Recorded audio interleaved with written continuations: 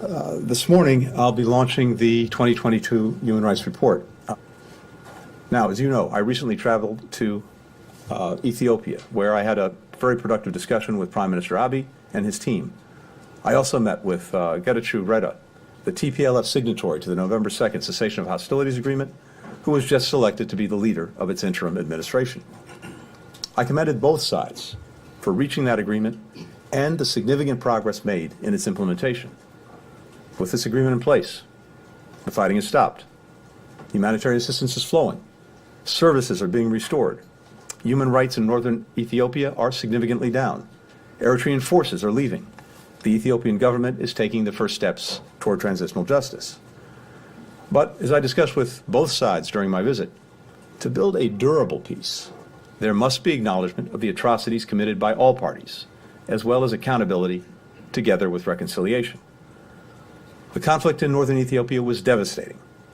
Men, women, and children were killed. Women and girls were subject to horrific forms of sexual violence. Thousands were forcibly displaced from their homes.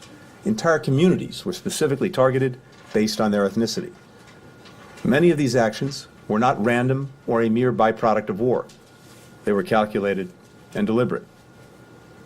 After the department's careful review of the law and the facts, I've determined that members of the Ethiopian National Defense Forces, Eritrean Defense Forces, Tigray People's Liberation Front Forces, and Amhara forces committed war crimes during the conflict in northern Ethiopia. Members of the Ethiopian National Defense Forces, the Eritrean Defense Forces, and Amhara forces also committed crimes against humanity, including murder, rape, and other forms of sexual violence and persecution. Members of the Amhara forces committed the crime against humanity of deportation or forcible transfer and committed ethnic cleansing through their treatment of Tigrayans in western Tigray. We welcome the commitment that the parties to the cessation of hostilities agreement have made to acknowledge the atrocities committed and their devastating consequences.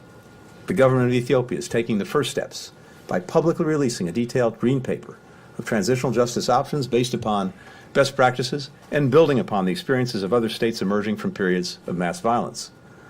It has invited experts from the Office of the High Commissioner of Human Rights to join the Ethiopian Human Rights Commission to deploy a team of human rights monitors to conflict-affected areas to ensure that such acts have truly ceased.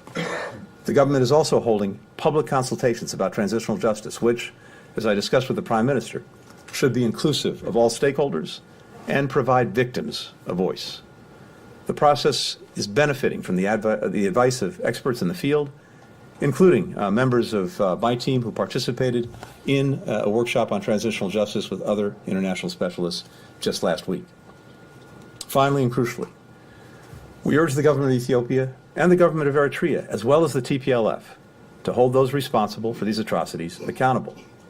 These steps, acknowledgement, accountability, reconciliation, are key to breaking the cycle of ethnic and political violence that has gripped Ethiopia and prevented it from reaching its unlimited potential for so long. The United States will partner with Ethiopia as it implements a credible transitional justice process for the benefit of all victims and affected communities. We'll stand with Ethiopia as it honestly faces the abuses in its past, provides accountability for the harms committed against its citizens, and moves towards a future of lasting peace. With that, happy to take a couple of questions before turning it over to my colleagues. Matt, go ahead. Matt. Thank you, Mr. Secretary, and welcome back. Thank you. I've got about 17 questions, but for the sake Hold of on, let me get my pen out. but for the sake of both you and my colleagues, I'll narrow it down to just one. Thank you. And that has to do with the Ethiopia and the decision you just made.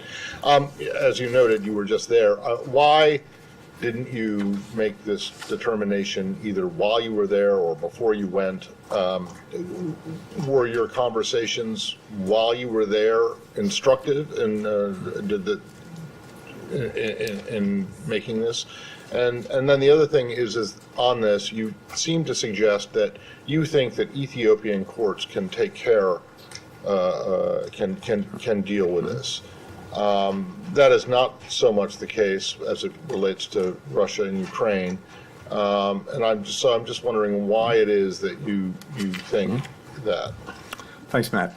Well, look, I'm obviously not going to get into the details of private discussions that I had, but two things. First, this determination is the product of a lot of very deliberate, detailed work.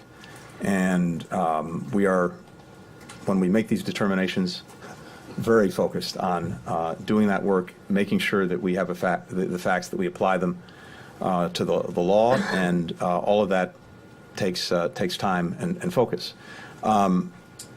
It seemed appropriate to release the determination that we made as we're putting out the human rights report. And beyond that, I'd say that in terms of what happens next in Ethiopia, including what process they establish to provide for justice, for accountability, we'll see. I don't think that's been determined. What has been determined, and what I could see from my meetings and conversations last week, is a commitment on all sides to engage in this process of transitional justice, an acknowledgement of the atrocities that have been committed, again, by all sides in the course of this conflict in northern Ethiopia, and I believe a commitment to genuinely get to a better place that has to include accountability, that has to include, I think, reconciliation, if we're going to have a truly durable peace. That's what I heard on the trip.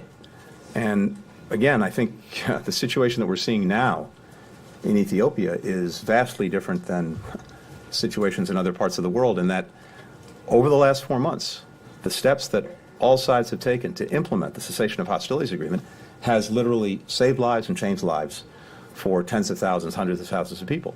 But that doesn't erase what happened over the last 2 years, which is why it is so important that we get this transitional justice process moving, and that there is accountability as well as reconciliation.